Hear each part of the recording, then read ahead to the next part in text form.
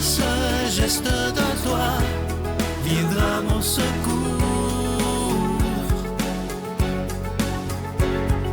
Viens semer dans mon âme le grain de l'amour. Je traverse un désert et je meurs de soif. Montre-moi le mystère qui garde la foi.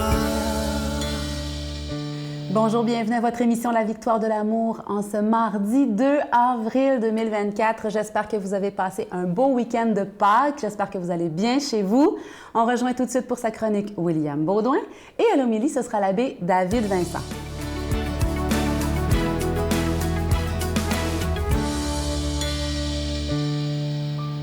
Bonjour à vous, chers amis. J'espère que vous allez bien en cette belle journée. Moi, je vais très bien.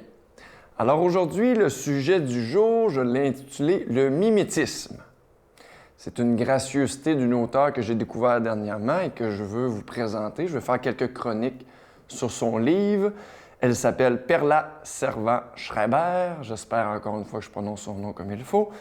Et son livre est intitulé « Ce que la vie m'a appris ». Alors, sujet du jour, mimétisme, je lis la beauté et on y revient par la suite. Ma recommandation, repérez les gens joyeux, voyez-les souvent, travaillez avec eux si vous le pouvez. Vous savez combien le mimétisme compte dans les phénomènes humains. Le rire d'une seule personne déclenche le rire d'une tablée ou d'une salle entière. La joie ne se commande pas, elle se cultive, jusqu'à ce qu'elle prenne racine dans votre être le plus profond, dans votre cœur. Vous verrez alors d'autres venir se frotter à vous. Être joyeux est rarement seul. Un être joyeux, est rarement seul. Alors aujourd'hui, chers amis, j'avais le goût de faire une thérapie avec vous. J'ai besoin de vous, je vais me confesser. J'ai un enjeu éthique avec ce genre de commentaires, de propos-là. Je comprends l'essence du message que lorsqu'on repère des gens heureux, des gens positifs, des gens qui ont une belle énergie, on a tout intérêt à aller à leur rencontre et passer le plus de temps possible avec eux. Ça, je suis d'accord. C'est inscrit, Perla en parle, c'est inscrit dans toutes les revues de psychologie du monde. Je suis d'accord avec ça. Cela dit, où j'ai un enjeu éthique et où j'ai besoin de vous, qu'ensemble on va méditer là-dessus, c'est qu'est-ce qu'on fait des pauvres? Qu'est-ce qu'on fait des gens qui souffrent? Qu'est-ce qu'on fait des gens qui ont un problème, qui ont des problèmes financiers, qui ont des problèmes de santé mentale, des gens que je côtoie qui sont endeuillés? Qu'est-ce qu'on fait des gens souffrants finalement? Si à un moment donné, tout le monde s'entend pour dire qu'on doit se coller aux gens heureux, qu'est-ce qui arrive avec les gens qui ne le sont pas? Est-ce qu'on les met dans un coin et on les oublie là? Ou plutôt, on essaie de trouver une espèce d'équilibre dans notre vie?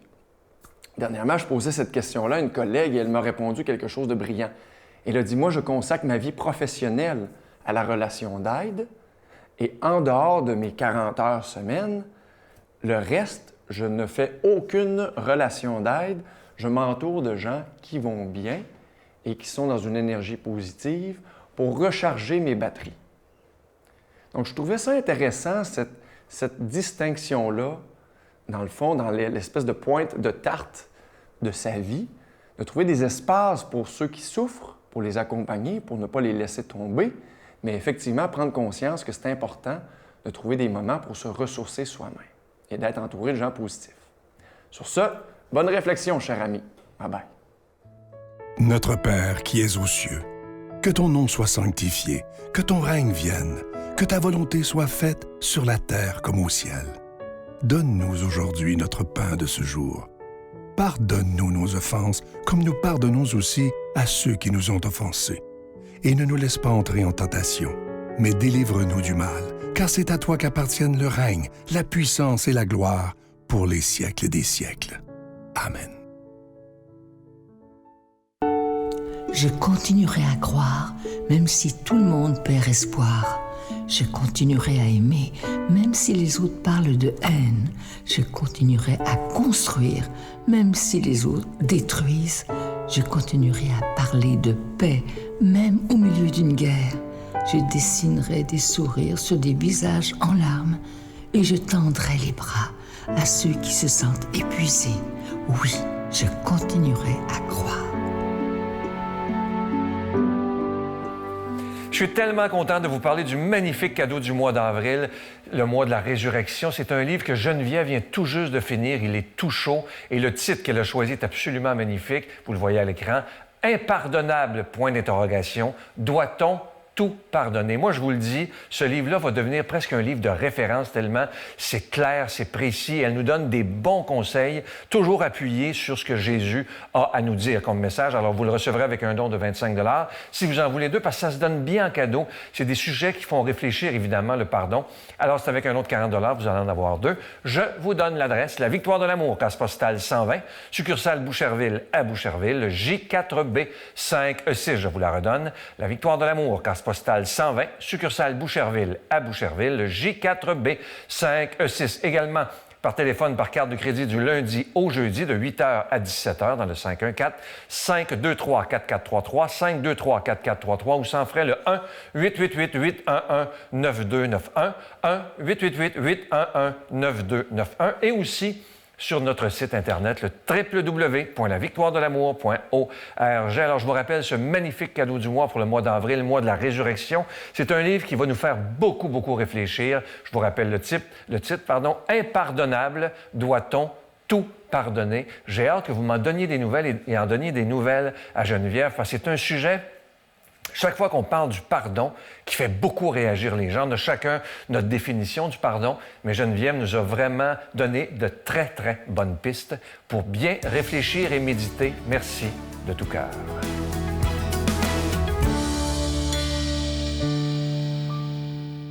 Mon Dieu, donnez-moi la sérénité d'accepter les choses que je ne peux changer, le courage de changer les choses que je peux et la sagesse d'en connaître la différence.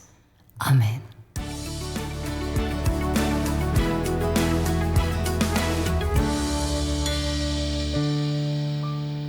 Eh bien, permettez-moi de vous souhaiter joyeuse Pâques. Et oui, c'est la semaine pascale. Toute la semaine, ça va être Pâques. Eh bien, ce matin, comme à tous les jours de cette semaine, on a un récit d'après la résurrection. Alors, plongeons dans la bonne nouvelle de Jésus-Christ qui nous vient ce matin de Saint Jean. Marie-Madeleine restait là, dehors, à pleurer devant le tombeau. Elle se penche vers l'intérieur, tout en larmes, et à l'endroit où le corps de Jésus avait été déposé, elle aperçoit deux anges vêtus de blanc, assis l'un à la tête et l'autre aux pieds. Ils lui demandent « Femme, pourquoi pleures-tu » Elle leur répond « On a enlevé le Seigneur, mon maître, et je ne sais pas où on l'a mis. » Tout en disant cela, elle se retourne et aperçoit Jésus qui était là. Mais elle ne savait pas que c'était Jésus.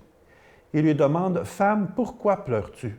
Qui cherches-tu? » Le prenant pour le gardien, elle lui répond « Si c'est toi qui l'as emporté, dis-le-moi où tu l'as mis, et moi j'irai le reprendre. » Jésus lui dit alors « Marie. » Elle se retourne vers lui et lui dit « Rabouni », ce qui veut dire « maître » dans la langue des Juifs. Jésus reprend « Cesse de me tenir. Je ne suis pas encore monté vers le Père. Va plutôt trouver mes frères pour leur dire que je monte vers mon Père et votre Père, vers mon Dieu et votre Dieu. » Marie-Madeleine s'en va donc annoncer aux disciples « J'ai vu le Seigneur, et voilà ce qu'il m'a dit. » Acclamons la parole de Dieu. Louange à toi, Seigneur Jésus. Hey, on est vraiment dans l'exultation, dans la joie de Pâques, dans cette joie qui déborde. Ça me fait penser à des petites vidéos, peut-être vous l'avez déjà vu sur Facebook ou sur YouTube, je ne sais pas, sur une plateforme web, où on voit des fois des soldats revenir soit d'Afghanistan ou qui ont été en mission pendant plusieurs mois, voire peut-être même plus qu'un an. Et lorsqu'ils reviennent, parfois vont surprendre soit leur enfant, leur conjoint, leur conjointe ou leurs propres parents. Ils ne les ont comme pas avertis qu'elle allait revenir. Et c'est vraiment fascinant de regarder la réaction, par exemple, des personnes lorsqu'ils voient le soldat, leurs parents ou leur enfant qui étaient partis depuis très longtemps, dans le fond, dans un conflit armé, où, dans le fond, ces personnes pouvaient être aussi habitées peut-être d'insécurité, de peur. Quand est-ce qu'il va revenir? J'espère qu'il n'arrivera rien. Alors, on voit vraiment de ces soldats se présenter à l'école, des fois, et surprendre leurs enfants, ou aller rejoindre leur conjointe au travail et les surprendre en plein milieu, dans le fond, d'une fonction, ou d'aller frapper à la porte de leurs parents.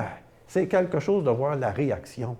Il y a des cris, les enfants sautent dans les bras de leurs parents, il y en a qui pleurent de joie, c'est vraiment de l'émotion quasiment à l'état pur, c'est surtout une grande joie. La personne qu'il ne voyait plus depuis longtemps, qu'il s'inquiétait tout d'un coup, est là. Il me semble que ça ressemble un petit peu à la réaction de Marie-Madeleine, qui se présente au tombeau le matin, tôt, qui ne trouve pas Jésus, qui est inquiète, celui qu'elle aime, qu'elle a suivi pendant toutes ces années, dans le fond, est mort, seul, abandonné. Et là, tout d'un coup, il n'est même plus à l'endroit où on l'a mis. Elle est inquiète. Et tout d'un coup, quand Jésus l'appelle par son nom, Marie, là, c'est la joie débordante. Vraiment, elle explose, dans le fond, et elle est de bonheur parce qu'elle reconnaît celui, dans le fond, qu'elle aime, celui qui est super important pour elle aussi. Et un peu à l'image de ses enfants qui sautent dans les bras de leurs parents qui reviennent, Marie, on a l'impression qu'elle serre tellement fort Jésus que Jésus va même lui dire « Cesse de me tenir ». C'est comme on pourrait quasiment voir Marie qui serre Jésus ben trop fort, Jésus qui lui réagit un petit peu « Laisse-moi respirer un peu, je ne suis pas encore retourné vers mon Père ». Et en lui disant, dans le fond, de tout de suite d'aller voir ses frères, d'aller voir, dans le fond, les disciples pour lui annoncer ce qu'elle a vu, bien, Marie-Madeleine part tout de suite. C'est quand même un peu curieux. Pourquoi qu'elle ne pose pas de questions? Comment ça, tu es là? Qu'est-ce qui s'est passé? Elle réagit tout de suite, puis elle part, sans réfléchir. Un peu comme les personnes qui réagissent avec émotion. Ils ne regardent pas trop les personnes autour d'eux. Sautent dans les bras, ça pleure, ça crie.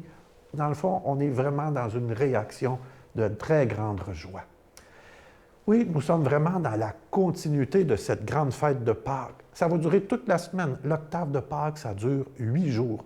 8 jours comme si le temps s'était arrêté, puis que dans le fond, la joie, là, elle ne peut pas rester juste le dimanche de Pâques, ça déborde toute la semaine. Bien, nous autres aussi, on peut déborder de cette joie de savoir que Jésus-Christ est ressuscité, qu'il est vivant, qu'il veut nous sauver, qu'il est avec nous toujours aujourd'hui, puis qu'il nous promet une vie d'abondance, qu'il veut donner sens à notre vie. Puis d'une certaine manière, c'est beau aussi quand que notre joie déborde. Alors, moi, là, n'ayez pas peur aujourd'hui de déborder de votre joie. Je ne vous demande peut-être pas d'aller dans les rues proclamer avec une pancarte que Jésus est ressuscité, quoique des fois, aujourd'hui, ça pourrait être peut-être un signe intéressant. Mais à travers un sourire, une poignée de main chaleureuse ou en témoignant de votre joie, c'est une belle façon aussi de témoigner, de laisser déborder, dans le fond, votre joie de la résurrection et surtout de souhaiter joyeuse Pâques aux gens qui vous entourent. Et moi, bien, je demande au Seigneur de vous bénir au nom du Père, du Fils et du Saint-Esprit. Amen. Je vous salue Marie, pleine de grâce. Le Seigneur est avec vous. Vous êtes bénie entre toutes les femmes, et Jésus, le fruit de vos entrailles, est béni. Sainte Marie, Mère de Dieu, priez pour nous pécheurs, maintenant et à l'heure de notre mort. Amen.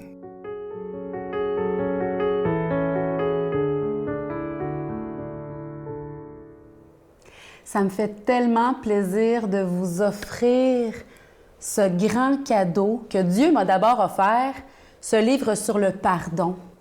Ça a été écrit, ça, d'une manière tellement puissante dans mon cœur. Moi, j'ai vécu une belle grâce, un beau moment d'intimité avec Dieu pour écrire ce livre-là.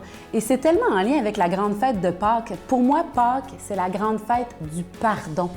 Donc, je suis tellement heureuse, à l'issue du carême, avec ce temps de Pâques, de vous offrir ce si beau cadeau, ce livre sur le pardon. Bien, par quoi je me sens habitée actuellement? Qu'est-ce qui prend le plus de place en moi? Fait que des fois, on va arriver au constat, on va se dire « Ouais, actuellement, c'est pas nécessairement très lumineux ce qui m'habite. » Chantez l'amour, gens de toute la terre. Chantez l'amour, homme de toute frontière. L'amour est la lumière de tous les peuples.